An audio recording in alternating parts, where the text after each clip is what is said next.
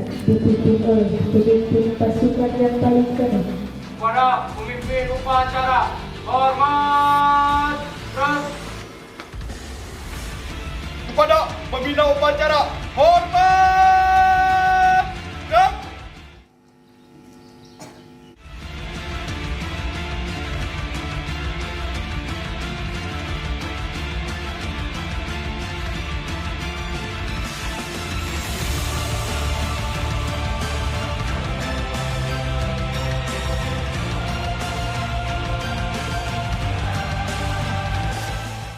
Dan alhamdulillah pada hari ini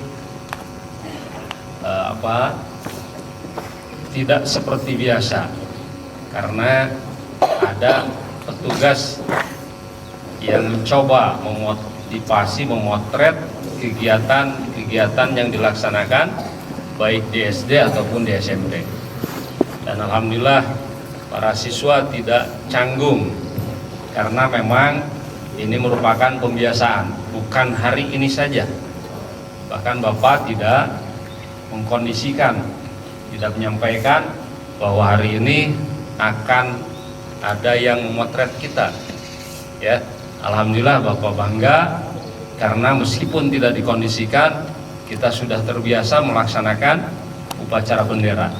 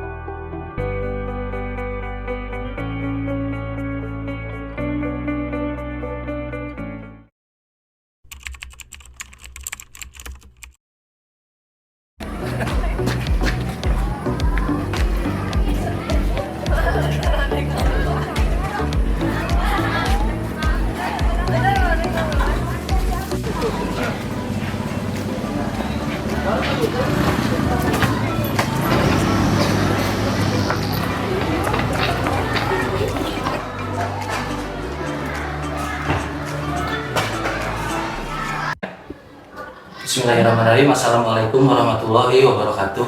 Waalaikumsalam. Halo para guru-guru hebat. Pada sesi kali ini saya akan melaksanakan salah satu tugas dari calon guru penggerak, yaitu mengenai demonstrasi konseptual modul 3.1 tentang pengambilan keputusan sebagai pemimpin pembelajaran. Sebelumnya saya akan perkenalkan diri saya. Nama saya Yogi Selamat Riyadi, calon guru penggerak angkatan 7 dari SMA Negeri 1 Ciaudeti, Kabupaten Ciamis. Dan perkenalkan juga ada fasilitator Bapak Neno Hendra Yatno, SPD, MPD, dan pengajar praktik Bapak Wawan Setiawan, SIP, SPD. Pada sesi kali ini saya sudah bersama Kepala SMP Negeri 1 Atap 1 Panumbangan, Bapak Iman Sukirman SPDMM. Bagaimana kabarnya Pak? Alhamdulillah baik. Awalnya mungkin saya ucapkan terima kasih ya Pak atas kesempatannya. Saya sudah bisa berkunjung kalau dalam kata wawancara, tapi tidak mungkin nanti akan sharing mengenai modul ini Pak. Perkembangan modul saya itu dari titik 1.1 itu dari bulan Oktober, sekarang sudah ke bulan Maret. Tapi ada jeda dari Januari, Februari itu istirahat dulu mungkin karena tugas dari program guru penggerak itu sangat banyak. Tugas-tugasnya jadi setiap hari itu selalu ada deadline atau tugas yang harus dikerjakan maksimal sampai pukul 12. Jadi kalau misalkan pukul 12 ke sana sudah tidak bisa dikerjakan, berarti tidak ada nilainya. Nanti pengajar praktik dan fasilitator pun tidak akan ada nilai untuk saya, nanti nilainya 0. Nah, mungkin untuk tugas yang sekarang untuk modul 3.1 ini menurut saya tugas yang paling menantang, Pak, karena memang guru penggerak, calon guru penggerak yang mudah-mudahan menjadi guru penggerak nantinya Pak di bulan Juli. Ada kelulusan dan ada wisuda. Nah, ini salah satu tugas yang paling menantang karena harus terjun langsung ke sekolah-sekolah dan harus mewawancarai para pemimpin pembelajar yang hebat di setiap sekolah. Tidak hanya satu yang diwawancarai, harus ada minimalnya 2. Kalau harus lebih bagus itu 3 sebetulnya. Tapi mungkin nantilah saya juga bisa mengatur jadwal dengan para kepala sekolah yang hebat. Mungkin karena kesibukan yang begitu banyak, jadi untuk mengatur jadwal mungkin itu bisa dibicara. Sedikit Pak, sebelum ke kasus, saya pengen tahu, mungkin nanti rekan-rekan guru hebat lain pengen tahu kurikulum kita Bapak ini, pengalaman di dunia pendidikan Bapak dari awal mengajar sampai sekarang menjadi kepala sekolah. Ya, terima kasih Pak Yogi sudah memberikan kesempatan untuk bertanya langsung. Meskipun saya selaku kepala sekolah berbahagia ya kedatangan Pak Yogi sebagai calon guru penggerak dan menjadikan sekolah kami, terutama secara pribadi saya selaku kepala sekolah jadi sasaran untuk dijadikan program Pak Yogi dalam wawancara mengenai pengambilan keputusan. Jadi saya selaku kepala sekolah di sini terima kasih dan menyambut baik, dan tentunya salah kalau misalkan ada calon guru penggerak tidak didukung. Oleh karena itu program Pak Yogi sebegitu hebatnya, insya Allah kami selaku kepala sekolah mendukung secara moral ya, meskipun secara materi kami tidak bisa ya. Oleh karena itu sekedar wawancara mungkin saya bisa mengutarakannya apa adanya. Terus terang saja bagi saya di sini bertanya mengenai pengambilan keputusan pun saya kira sering dilakukan, tapi tidak mengetahui prosedur yang mana. Dan jadi istilah ini merupakan istilah yang baru bagi saya. Nah, untuk sekedar menyampaikan masalah tentang kurikulum kita, saya diangkat jadi guru tahun 1997. Waktu itu ada program guru DPK dipekerjakan. Jadi kebetulan saya waktu itu 97 diangkat oleh dinas dengan NIP-nya 132, tapi ditempatkannya di NIP 150. Kenapa? Nah, karena waktu itu programnya masih provinsi. Lantas untuk DPK itu sebetulnya instansinya adalah dinas, tapi ditempatkan di Kemenang. Nah, makanya statusnya DPK. Ya. Nah, urusan kenapa? Mungkin itu nasib saya, gitu. Tinggalnya satu masa. Kira-kira dari rumah saya menempuh waktu 1 jam. Jadi kurang lebih berapa ya? 20 km.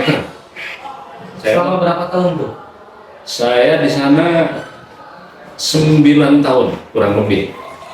Dari 97 sampai 2005. Nah, baru 2006 pindah ke SMP Negeri 2 Panombangan sampai tahun 2021. Ya, 2021. Nah, dari 2021 saya kebetulan mengikuti seleksi dan tanggal 20 apa ya waktu itu? 20 Januari 2022 saya diangkat jadi kepala sekolah sampai sekarang gitu. Jadi perjalanan karir sebagai pendidik atau guru itu kurang lebih kalau dari 97 sampai 2021 24 tahun. Iya.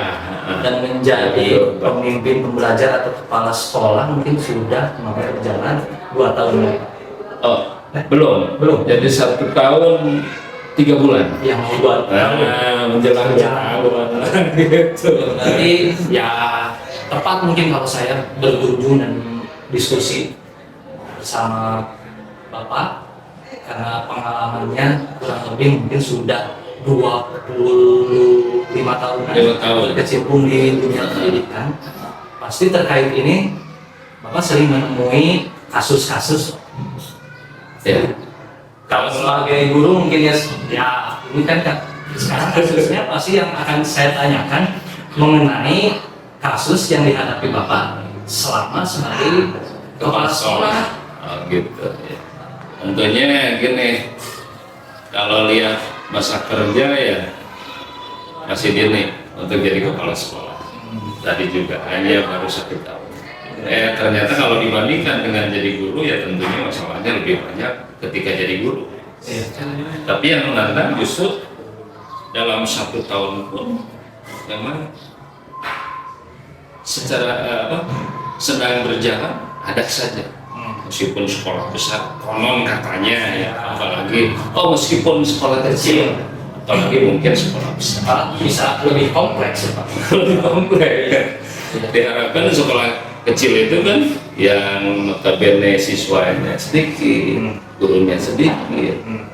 Harapannya tidak ada masalah, ternyata meskipun kecil ada Munculan. bisa dari guru, bisa dari siswa juga. Nah, mungkin pertanyaannya Pak, bagaimana mungkin Pak Bapak cara mengidentifikasi kasus-kasus tersebut?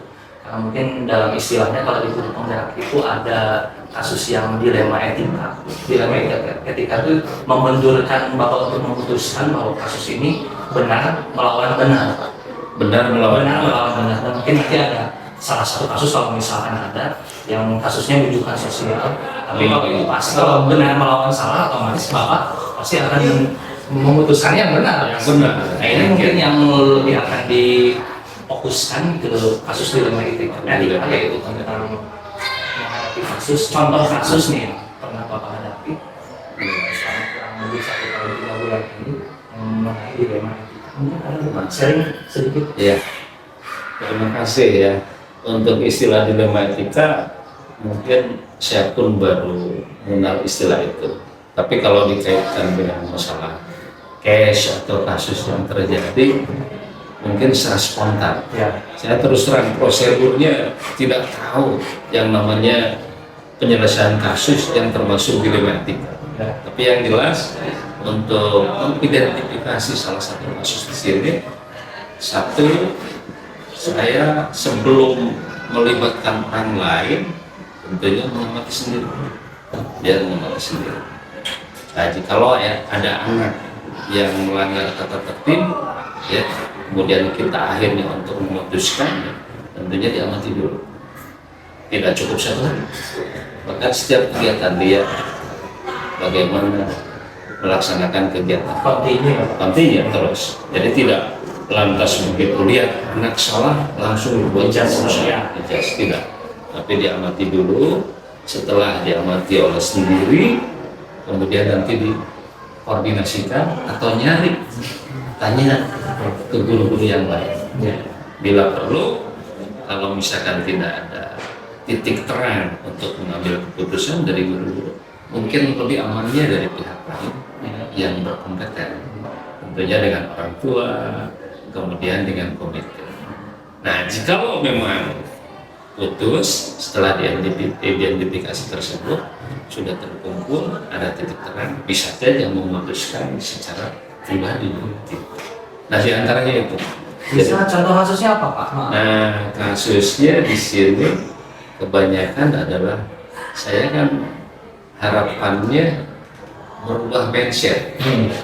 Kalau dari dulu anak secara tingkat kedisiplinannya atau kepatuhan tertata tertib kurang, bahkan kepercayaan ke startup ini berkurang gara-gara mungkin sistem di dalamnya. Nah setelah itu saya buat untuk perubahan masalah masuk 2015, kemudian tertib disosialisasikan di tengah sekolah. Ternyata dalam masa transisi banyak anak-anak yang kurang patuh terhadap tata tertib yang sudah disosialisasi. Berat nggak Pak? Nah, diantaranya dianggap berat yang mungkin itu tantangan. Nah, meskipun sekarang ya sedikit-sedikit ya gitu ada perubahan, tapi ada saja belum sama sekali. Artinya kita punya perjuangan untuk mencapai. Nah, salah satu jadi setelah dia identifikasi anak yang sering bolos, ya, kemudian ternyata ada koordinasi, kemudian menyelaraskan fakta itu dengan guru, ya, lantas nanti dipanggil orang tua. Ya. Bagaimana, apa alasannya, kenapa? Ya, apakah kurang dari bimbingan orang tua? Ya. Nah itu diantaranya. Ya, berarti mungkin dalam menghadapi sebuah kasus, mungkin tidak menyelesaikan atau memutuskan secara sendiri mungkin ya awalnya, tapi mengidentifikasi dulu, lalu bisa diskusi mungkin dengan guru-guru yang lain. Ya, betul. Mengenai siswa tersebut bagaimana, mungkin nanti ada saran dan masukan dari guru-guru mungkin ya. Betul. Ya. Mungkin dengan data-data yang sudah terkumpul mungkin ya, tapi datanya fakta. Mungkin bahkan yang memutuskan sendiri. Nah, yang memutuskan. Ya, jadi tetap sebagai leader ya, keputusan salah satunya adalah seorang kepala sekolah. Tapi kadang suka menghadapi keputusan itu kadang berbenturan nggak dengan saran Bapak nurani, rasa iba, rasa kasihan dengan keputusan yang diambil. Secara manusiawi ya ada, jadi kita punya empati juga. Oleh karena itu dilihat dulu dasarnya apa. Dasarnya seperti kasus ini aja Pak Yongin nih. Kasus ini kan sekarang saya lagi jelang akhir tahun, anak-anak dihimbau untuk melanjutkan sekolah Ya. ke jenjang yang lebih tinggi kan. Setelah dihimbau ternyata anak ya motivasi untuk melanjutkan ke jenjang yang lebih tinggi itu hebat sekali. Akhirnya setelah ditanya terbentuk oleh keadaan ekonomi. Nah itu kan otomatis ya gimana caranya. Nah, akhirnya apa? Untuk memutuskannya tentunya harus koordinasi dengan orang tua. Termasuk empati saya harus muncul karena kita sebagai manusia. Ya. Gimana cara? Bahkan anaknya itu adalah termasuk anak-anak yang hebat, punya prestasi. Jadi sayang kalau potensi itu tidak berikutnya. Sayang benar gitu kan. Ya memang jadi terbentuknya, apalagi mungkin program pendidikan dari pemerintah itu kan harus wajar sampai 12 tahun mungkin ya Pak, harus sampai ketika langsung ya. Tapi sementara waktu ini Pak, apakah siswa ini yang melanjutkan itu banyak 90% atau sampai? Nah sampai saya ini berdirinya 2005 sampai 2021 hanya 50% yang melanjutkan. Karena itu tadi yang kurang finansial. Nah itu diantaranya. Saya mengambil keputusan akhirnya ya harus sifatnya apa ya, empati yang keluar dan tentunya sebisa mungkin anak harus melanjutkan ya, tentunya hal-hal yang tadi anaknya ada prestasi ya, terus motivasinya tinggi, ada kemauan ya, sehingga kalau saya bantu ya, saya bantu tentunya dia akan menurunkan hal-hal baru gitu kan, dan menjadi potensi untuk promosi sekolah kita juga. Ya, memang dari awal ya, kalau misalkan melihat ke siswa itu harus ada dulu motivasinya untuk melanjutkan. Kalau tidak ada motivasi Pak, dikasih saran apapun, sebagaimanapun finansialnya banyak, tapi dari siswanya tersebut kurang Pak, pasti akan susah ya. Pasti susah juga gitu. Yang mungkin yang terakhir nih Pak nih, saya bertanya mengenai tantangan Bapak dalam mengambil keputusan yang tadi sudah disinggung sedikit Pak, apa nih? Ya mudah-mudahan tantangan ini jadi ya, satu, setiap langkah tentunya ada tantangan ini perlu disyukuri untuk terus berubah Ya. dan berubah. Nah, kalau bilang tantangannya, satu tantangannya mungkin program dulu ya. Jadi merubah program dari kepemimpinan lama ke kepemimpinan yang baru yang punya mimpi. Nah, itu salah satunya tantangannya dari guru. Perubahan iklim berarti. Nah, gitu. Dari guru dulu. Iya. Nah, setelah diamati, memang ada salah satu guru yang harus menjadi sosok ya, yang bisa menggerakkan anak di sekolahnya belum memiliki. Ya, belum memiliki. Kemudian dalam hal pengambilan keputusan, tentunya tantangan di sini ada guru yang memang mungkin dari segi usia, Ya. pengalaman, Ya. ada yang lebih hebat, Ya. lebih banyak pengalaman, sehingga untuk memutuskannya karena sedikit ragu, Ya. bimbang, apa Ya. ini dia bertentangan dengan kita. Ya. Nah, itu tantangan yang lebih besar. Iya. Nah, bahkan kalau tidak punya keberanian untuk memutuskan, itu sulit, sehingga nanti keputusan ngambang ya, seperti itu. Iya Pak, iya. Jadi terasa memang Bapak kalau misalkan 1 tahun 3 bulan itu termasuk orang baru yang masuk ke lingkungan ini. Ya. Terus di sini ada guru-guru yang lain yang mungkin udah sangat lama di sini. Sangat lama, mungkinnya. dari 2000. Jadi mungkin orang baru masuk ke habitat ini mau mengembangkan ke arah lebih baik, iklim yang biasanya mungkin yang baik menjadi lebih baik itu berat ya Pak. Ya, sedikit. Nah, Ya. jadi mudah-mudahan tantangan itu disyukuri. Iya. Kemudian setahap kita tegakkan, karena kita punya mimpi yang bagus gitu.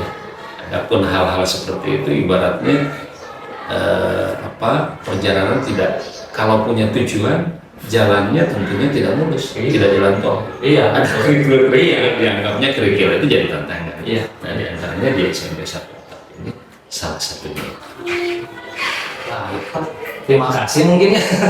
Baik, Pak Yogi. Mudah-mudahan saya doakan ya dalam terus kepemimpinan Bapak, mudah-mudahan SMPN 1 Atap ini lebih maju Pak. Amin. Pasti insya Allah akan lebih maju karena mungkin Amin. dengan program-program yang tadi punya impian-impian ke depannya yang Ya. pasti untuk memajukan sekolah Ya. dan memajukan khususnya di SMPN 1 Atap ini terwujud Pak. Amin. Sekali lagi terima kasih atas waktunya dan mohon maaf mungkin Kembali. apabila ada perkataan saya yang kurang, Ya. Bapak yang mungkin ini nanti saya akan upload Pak, mohon Oh, izin. diupload. Mohon izin karena ini tugas mungkin ya, nanti ada tim penilai mungkinnya dari ada fasilitator ada pengajar praktik, tapi alhamdulillah semua pertanyaan yang diajukan mungkin dari pusat sudah tersampaikan ke Bapak, jawabannya pun sudah ada. Mungkin sekali lagi saya ucapkan terima kasih. Ya, terima kasih. Ya, mohon maaf, memang apa yang disampaikan apa adanya. Iya.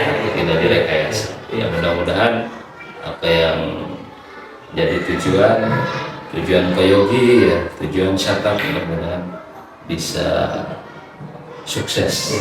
Ya, bisa sukses menjadi harapan-harapan yang baru yang bisa merubah, lingkup, merubah pendidikan, kebaikan di dunia pendidikan ini, terutama dalam putra bangsa, siswa-siswi, mencerdaskan anak bangsa. Ya, Terima kasih Pak ya, Yogi. sama-sama. Ya. Mungkin ditutup ya. Dalam sesi kali ini, alhamdulillah saya sudah bertemu dengan pemimpin pembelajar yang hebat, Pak Kepala Sekolah SMP Negeri Satap 1 Panumbangan, Bapak Iman Sukirman, SPDMM. Assalamualaikum warahmatullahi wabarakatuh. Waalaikumsalam.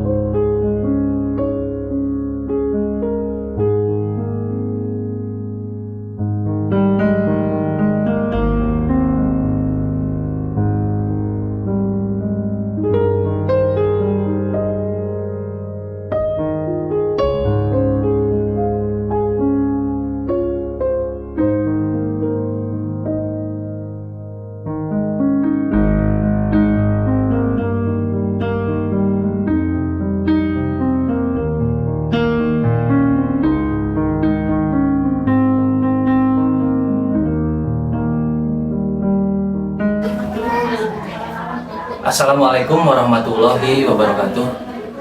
Pada kesempatan kali ini saya akan melaksanakan salah satu tugas dari pendidikan guru penggerak, yaitu mengenai demonstrasi konseptual modul 3.1 mengenai pengambilan keputusan sebagai pemimpin pembelajar. Perkenalkan, nama saya Yogi Salamet Riyadi, calon guru penggerak Angkatan 7 dari SMA Negeri 1 Cihaurgut. Dan perkenalkan juga fasilitator Bapak Neno Hendrayatno SPD MPD dan pengajar praktik Bapak Wawan Setiawan SIP SPD. Nah, kali ini saya sudah bersama pemimpin pembelajar yang hebat, Ibu Kepala Sekolah, Kepala RA Bakti Muslim Panumbangan, Ibu Nining Yuningsi SPDI. Bagaimana kabarnya Ibu? Mohon maaf mungkinnya mengganggu kegiatannya hari ini, dan terima kasih atas kesempatannya kepada saya untuk sedikit wawancara atau sharing lah Bu. Setidaknya sharing mengenai permasalahan-permasalahan yang ada di sekolah gitu ya Bu. Nah, sebelumnya mungkin saya mau tahu nih perjalanan karir Bu Kepala dari mulai mengajar, apakah dari tahun berapa sampai sekarang menjadi kepala sekolah. Terima kasih ke Pak Yogi yang memberi kesempatan kepada saya untuk menceritakan perjalanan karir saya. Awal mengajar tahun 2004.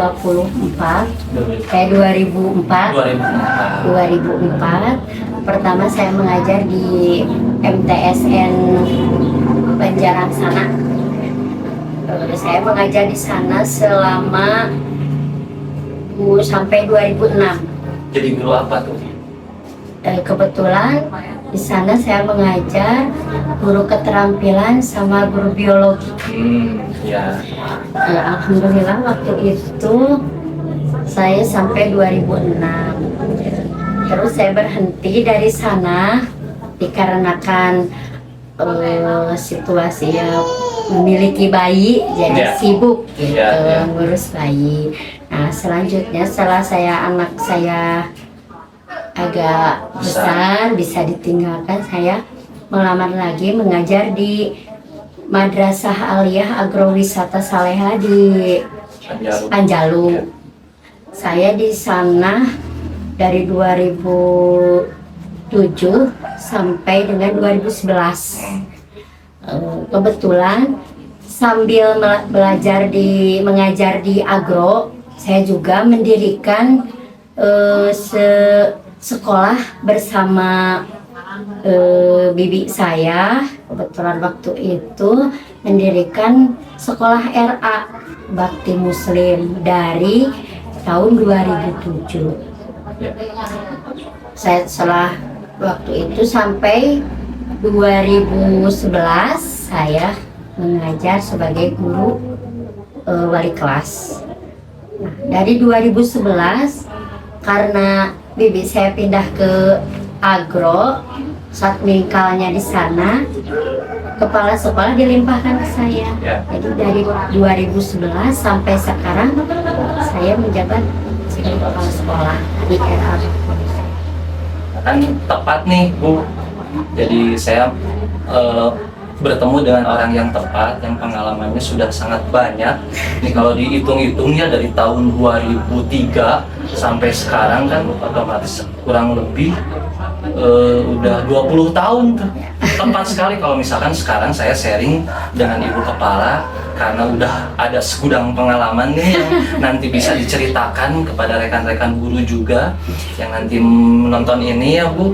Nah, makanya pas tepat sudah 20 tahun, dan di sini juga kan dari tahun 2007 udah kurang lebih, berarti kalau dihitung 15 tahun dan menjadi kepala sekolah sudah dari tahun 2011 berarti sudah 12 tahun ya, kurang lebih 12 tahun. Nah, pastikan Bu Kepala selama perjalanan 12 tahun ini ketemu banyak masalah nih, atau kasus-kasus yang pasti kalau di dalam bahasa guru penggerak itu ada yang namanya dilema etika.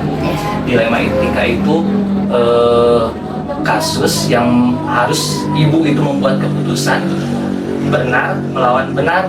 Jadi membuat keputusan yang ini benar, yang ini benar. Jadi harus memutuskan apa nih? Nah, mungkin ada tuh salah satu kasus mungkin yang akan ibu nanti kita bahas, kita sharingkan. Ada tidak, Bu? Kebetulan ada Kasus apa? kasusnya di sini. Kalau yang sekarang kasusnya ada salah seorang siswa kami, Iya. dia itu anaknya rajin sekolah, tapi kebutuhan dengan biaya. Mungkin dikarenakan kondisi ekonomi orang tuanya, dikarenakan dia seorang perantau dari daerah Jawa pindah ke sini berjualan, yang namanya jualan kadang dapat kadang enggak.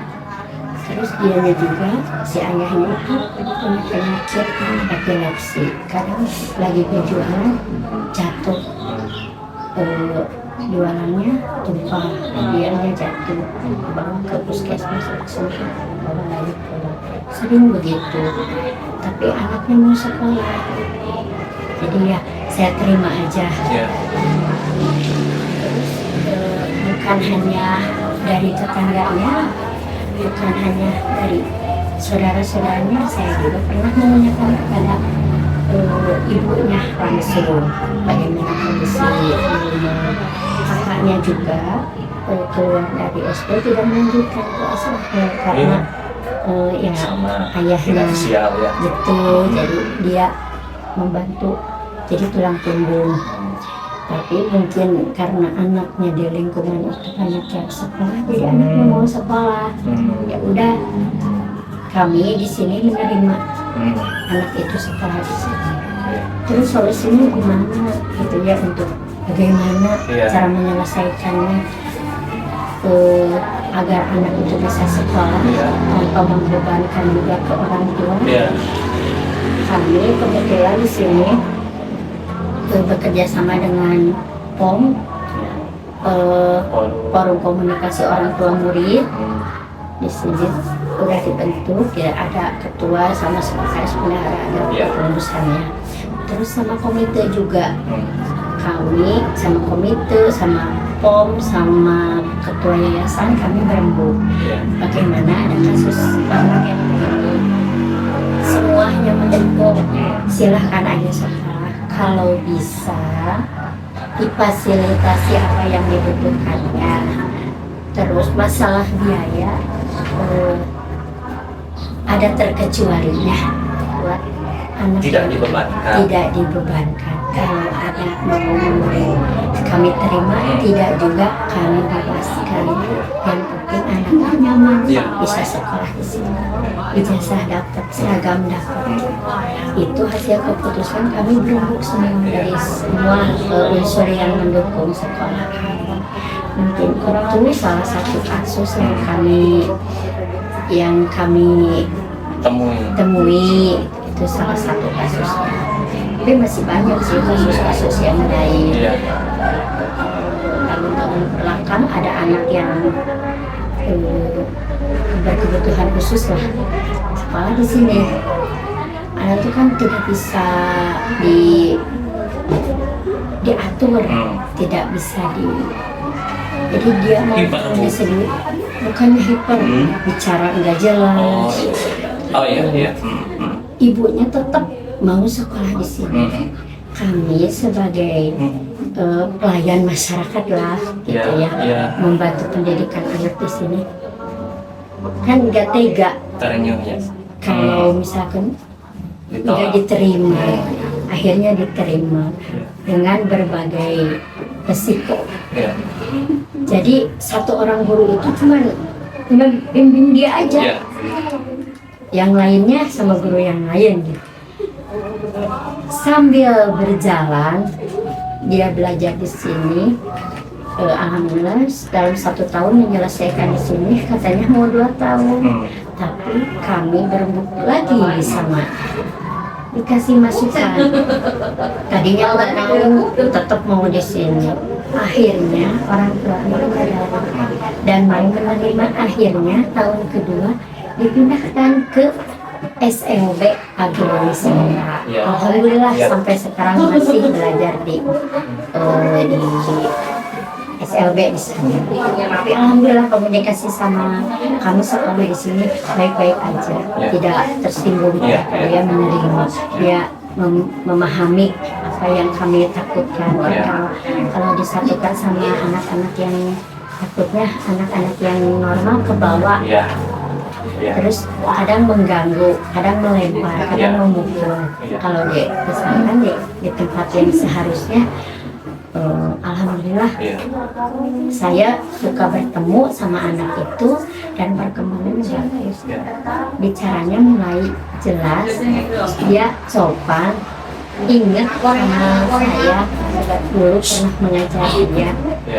Jadi komunikasinya alhamdulillah sampai sekarang. Sekarang dia udah masuk SMP kalau di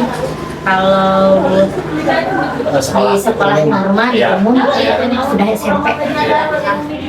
Itu mungkinnya beberapa penemuan yang ada di kami selain masih banyak, itu sebagai percontohan aja.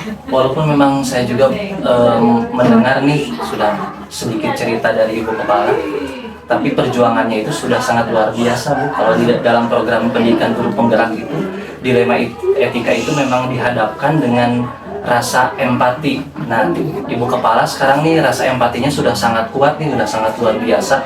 Karena memang kita sebagai pelayan masyarakat ya, Bu, apapun kondisi siswa yang pengen ke sekolah ini ya, Bu, diterima dengan apa adanya. Dan memang tadi sudah bagus nih, luar biasa ketemu kepala nih. Dengan terobosannya tadi sudah misalkan ada masalah, terus dirembukan di forum, terus nanti diputuskan, tapi tetap walaupun memang ada forum, tanpa perjuangan Ibu Kepala tidak akan berjalan, Bu. Saya yakin itu. Karena forum itu kan harus digerakkan oleh Ibu Kepala juga. Kalau tidak bisa digerakkan juga itu tidak akan jalan. Nah, terobosan itu udah sangat luar biasa tuh, membantu memang siswa-siswa yang finansialnya memang kurangnya. Memang kita selaku manusia, Bu, rasa empatinya pasti tergugah ya, Bu. Pasti secara tidak langsung itu otomatis pasti tergugah ya. Luar biasa tuh ya pengalamannya, apalagi yang cerita yang kedua. Memang siswa yang berkebutuhan khusus itu memang sensitifnya sangat besar, Bu. Sudah diterima di 1 tahun di sekolah umum seperti RA ini, sudah menampung siswa yang berkebutuhan khusus pun itu sudah sangat luar biasa, Bu. Memang kebanyakan Ibu sekolah yang ada siswanya yang daftar kebutuhan khusus itu langsung ditolak, Bu. Cerita-cerita yang dari luar juga, tapi di sini nih luar biasanya diterima dulu 1 tahun. Ternyata memang ada pendekatan dengan orang tuanya ya, bercerita dengan orang tuanya tanpa menyinggung orang tuanya, tanpa menyinggung siswanya. Dapat masukan dari Ibu Kepala, bisa ke sekolah yang memang dikhususkan untuk beliau ya. Memang penanganannya juga dengan berbeda kalau siswa seperti itu, luar biasa. Baru ketemu nih Ibu Kepala yang seperti ini yang luar biasa. Terus pasti di tengah perjalanan, Bu, banyak sekali tantangan. Selama 12 tahun ini tantangan Ibu tadi, tantangannya ini udah berat nih dari awal. Apalagi nih tantangan yang lainnya yang Ibu hadapi? Tantangan banyak sekali, rintangan banyak sekali.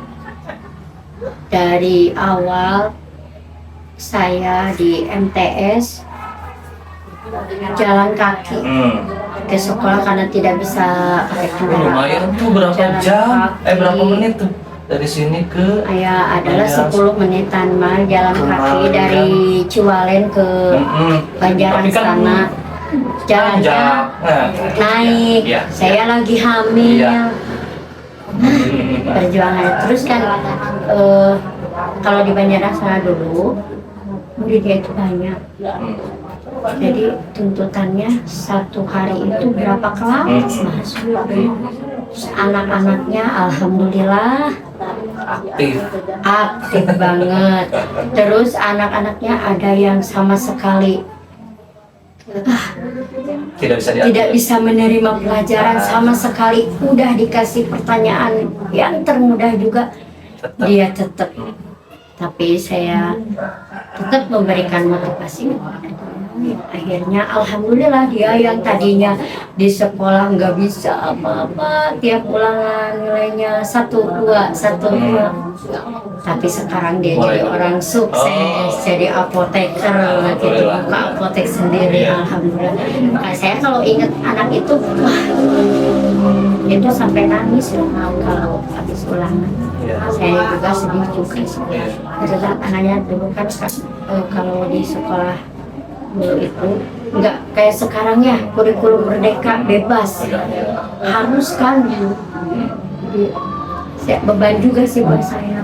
Ya memang menghadapi siswa yang memang awalnya hiperaktif, mungkin dalam kategori kurang, tapi kan tidak tahu kedepannya mau jadi apa. Ternyata kan berkat bimbingan ibu juga kan, salah satu dibimbing oleh ibu, dididik oleh ibu, ternyata kan sekarang jadi sukses ya. Kan jadi jangan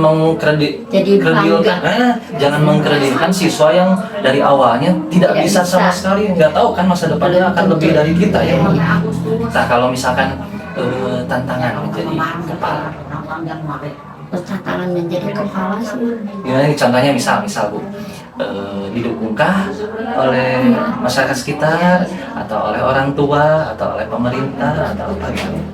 Ya alhamdulillah dukungan sih ada, dari lingkungan, dari orang tua, dari pemerintah juga ada. Cuman yang disayangkan itu ya, kami meskipun kepala sekolah bukan PNS, masih honorer. Belum. Ya belum. Terus ya yang masih tiap ada bantuan itu kan kepinginnya untuk meningkatkan kualitas guru pengajar, ada pelatihan gitu. Terbenturnya dengan biaya. Kalau dibebankan kepada guru-guru, kasihan. Dapat gaji nggak berapa, dipakai pelatihan berapa, buat jajan anak berapa, kasihan. Itu yang membuat tantangan saya, bagaimana caranya agar saya bisa meningkatkan kualitas pengajar dengan biaya yang seminim mungkin, tapi hasilnya mau yang bagus. Itulah tantangan yang terberat buat saya. Terus satu lagi, sarana prasarana yang belum lengkap. Jadi untuk memaksimalkan pengajaran, pembelajaran itu masih suka apa ya, mau apa ya, oh ininya nggak ada, oh ini belum ada. Nah itulah yang jadi tantangan. Kami itu tahu bagaimana harus mengajarkan ini, oh harus ada ini, tapi kan terbentur dengan ya biaya lah intinya. Kembali lagi ke biaya. Ada dari pemerintah, ada alhamdulillah tiap tahun ada, berupa kalau di negeri, kalau di Kutma bos, kalau di RA mah Bopra. Tiap tahun ada untuk itu diakumulasikan, satu tahun untuk anak itu 600.000. Tapi dibagi dua, satu teman dua, jadi sekalinya 300.000. Tapi kalau mengukur dari itu, kami bukannya tidak bersyukur ya. Udah dikasih tidak bersyukur, bukan begitu. Kalau mengukur cukup tidaknya, belum cukup.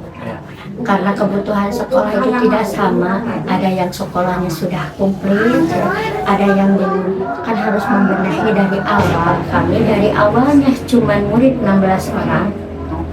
Tahun kemarin sampai 47. Sekarang menurun lagi. Mungkin karena KB-nya berhasil, jadi muridnya tinggal 32.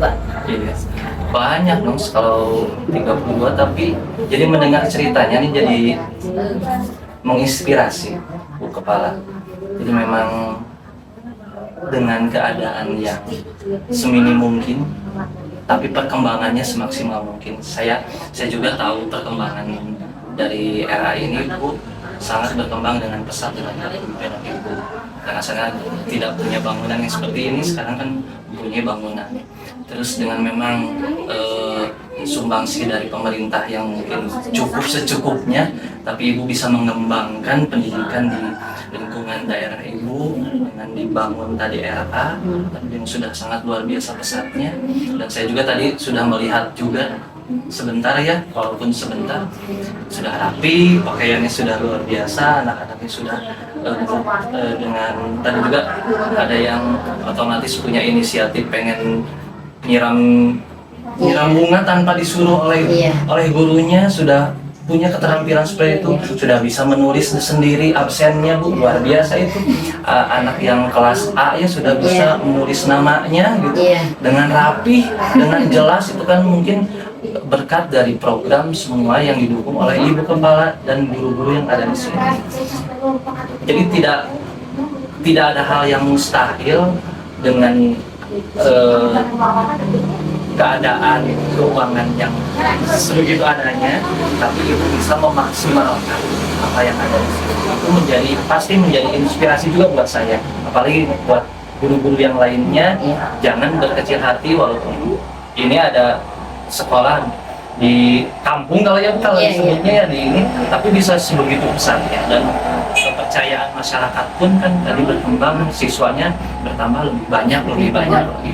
Mudah-mudahan ini, apalagi tidak ada uang bangunan, uang apa, ini ladang pahala yang besar bagi Ibu dan bagi pengajar menjadi segitu. Luar biasa nih Bu, percakapan kita jadi bukannya jadi wawancara, jadi menambah ilmu saya nih, jadi bisa sharing nih dari Ibu ke saya. Mungkin dari tadi pertanyaan-pertanyaan yang simpel, tapi Ibu membuat contoh yang sangat luar biasa. Mudah-mudahan semua yang kita sharingkan bermanfaat bagi teman-teman semua, bagi rekan-rekan guru dan rekan-rekan mungkin kepala sekolah nanti mungkin yang melihat Ibu.